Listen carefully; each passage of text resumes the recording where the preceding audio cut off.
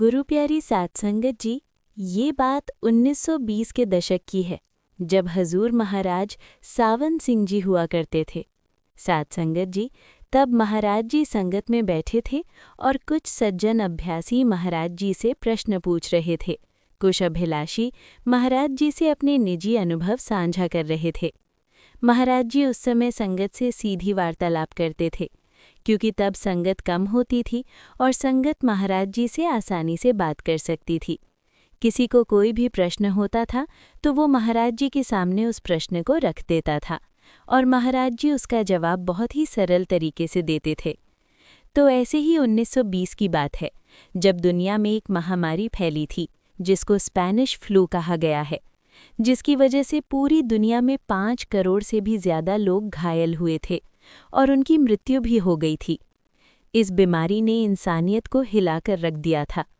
उससे पहले भी एक महामारी आई थी जो 1820 में आई थी, जिसकी वजह से उस समय भी बहुत लोग मृत्यु को प्राप्त हुए थे। साध संगत जी, आप चौंक जाएंगे कि ये हर 100 साल बाद ही क्यों होता है। पहले 1720 में महामारी आई, उसके बाद 1820 में और फिर 1920 में और अब 2020 में, जिसके पीछे की वजह अभी तक विज्ञान भी नहीं जान पाया।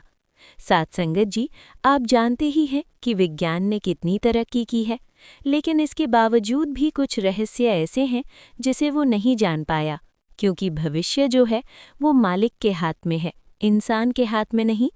भविष्य मालिक की मुट्ठी में बंधा हुआ एक वो सिक्का है जो केवल पूर्ण संत महात्माओं को ही मालूम होता है, या फिर मालिक खुद ही जान सकता है। हम इंसान कितनी भी कोशिश कर लें, कुछ रहस्य ऐसे हैं जो हम नहीं जान सकते। वो केवल और केवल मालिक के हाथ में है। संत महात्मा सब जानते हैं, उन्हें सब पता होता है, उन्हें जन्मों जन्मों की खबर रहती है, युगों युगों की खबर रहती है, लेकिन वो सब जानते हुए भी कुछ नहीं बोलते, क्योंकि वो मालिक के भाने में रहते हैं। तो ऐसे ही उस समय संगत महाराज जी के पास बैठी हुई थी। तब एक अभ्यासी ने महाराज जी से पूछा था कि महाराज जी, ये जो महामारी फैली हुई है, जिसकी वजह से बहुत सारे इंसानों की जान चली गई, दुनिया भर में लोग इससे प्रभावित हुए, क्या इसका कोई हल नहीं हो सकता? क्या इसकी कोई दवाई नहीं बनाई जा सकती? क्या ये सब मालिक के भाना में हो रहा है? तब महाराज जी ने जवाब दिया था कि जो भी इस संसार में होता है वो कुल मालिक के भाने में ही होता है, उसके हुक्म के अंदर ही होता है। जैसे कि जपजी साहब में भी गुरु नानक साहब द्वारा समझाया गया है, हुक्म है अंदर सबको, बाहर हुक्म ना कोई, कि जो भी हो रहा है हुक्म के अंदर ही हो रहा है, हुक्म के बाहर कुछ भी नहीं। तो ऐसे में हम उस कुल मालिक के आगे फरियाद ही कर सकते हैं, अरदास ही कर सकते हैं। मालिक जो करता है वो केवल वही जानता है। हम उस कुल मालिक से सवाल नहीं कर सकते। ये सृष्टि उसकी है, ये खेल उसका है, वो जो चाहे कर सकता है। उसने नाम के धागे से इस सृष्टि को परो रखा है। नाम के जरिए ही ये सृष्टि चल रही है। नाम के बिना ये सब खत्म हो जाएगा। वो चाहे तो एक दिन में, एक सेकंड में इस सृष्टि को खत्म कर सकता है, और वो चाहे तो एक सेकंड में इसे दोबारा बना सकता है। वो उसकी मौज है, हम उसकी अंश हैं, हम भी उसी का रूप हैं, लेकिन हम भूल गए हैं अपनी असल वास्तविकता को। हम भूल गए हैं। इसलिए तो संत महात्माओं ने हमें समझाया है कि खुद की पहचान करो, मालिक की पहचान अपने आप हो जाएगी। इसलिए संत महात्मा मालिक की भजन बंदगी पर इतना जोर देते हैं, ताकि हमें हमारी असल वास्तविकता के बारे में पता चल सके और हम उस कुल मालिक से मिलाप कर पाएं।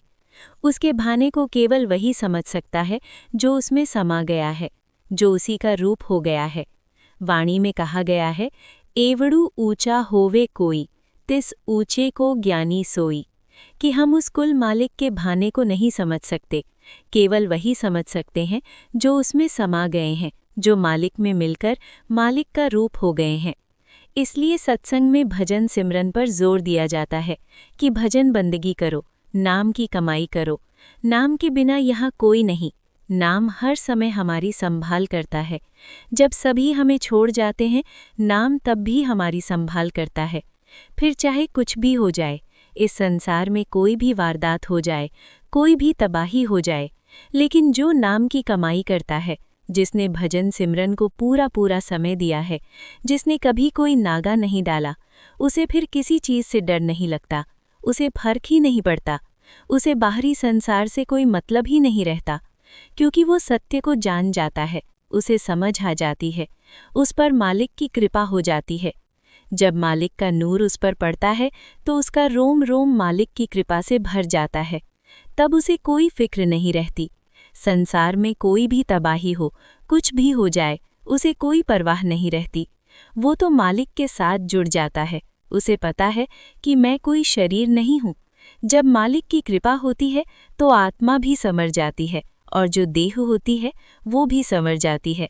उसे भी कोई कष्ट नहीं होता, कोई बीमारी नहीं होती। इसलिए भजन सिमरन पर इतना जोर दिया जाता है। साथ संगत जी, हमें भी इससे सीख लेनी होगी कि अगर हम इस संकट की घड़ी में अपने घर पर कैद होकर बैठे हैं तो व्यर्थ समय ना गवाएं। जितना भी समय है मालिक के ध्यान में बिताएं, नाम की कमाई करने में लगाएं, भजन सिमरन करने में लगाएं। आप देख सकते हैं कि हमें रोज़ाना जीवन में जिंदगी में कितने कामकाज होते हैं और हमारे पास भजन सिमरन को ना करने के कितने बहाने होते हैं कि हमें वो काम पड़ गया, हमें वो काम पड़ गया। लेकिन आप इस घड़ी को देख सकते हैं जैसे कि सब रुका हुआ है। इस समय सभी अपने घर पर बैठे हुए हैं, लेकिन हम व्यर्थ ही समय गंवा रहे हैं। इस समय हमें कोई और काम नहीं है। हमें ज़्यादा से ज़्यादा समय भजन सिमरन को देना है, कुल मालिक को देना है, नाम की कमाई करनी है। फिर जब हम मालिक का ध्यान करते हैं, भजन बंदगी करते हैं और जब मालिक का नूर हम पर पड़ता है तो हमारी आत्मा के कष्ट भी दूर हो जाते हैं और इस देह के कष्ट भी दूर हो जाते हैं। तब हमें कोई तकलीफ नहीं रहती, हमें किसी भी तरह की कोई चिंता नहीं रहती। तब हमें किसी भी तरह की बीमारी से डरने की कोई ज़रूरत नहीं। जब मालिक हमारे साथ है, जब हम अंदर से मालिक से जुड़े हुए हैं, तब मालिक खुद हमारा हाथ पकड़ लेता है, हमारी संभाल करता है। साथ संगत जी, इसी के साथ हम आपसे इजाज़त लेते हैं। आगे मिलेंगे एक नई साखी के साथ। अगर आपको ये साखी अच्छी लगी हो तो इसे और संगत के साथ शेयर ज़रूर कीजिए ताकि ये संदेश गुरु के हर प्रेमी सत्संगी के पास पहुंच सकें। और अगर आप साखियाँ, सत्संग और रूहानियत से जुड़ी बातें सुनना पसंद करते हैं तो आप इस चैनल को सब्सक्राइब कर लीजिए ताकि हर नई साखी की नोटिफिकेशन आप तक पहुंच सके। राधा स्वामी जी।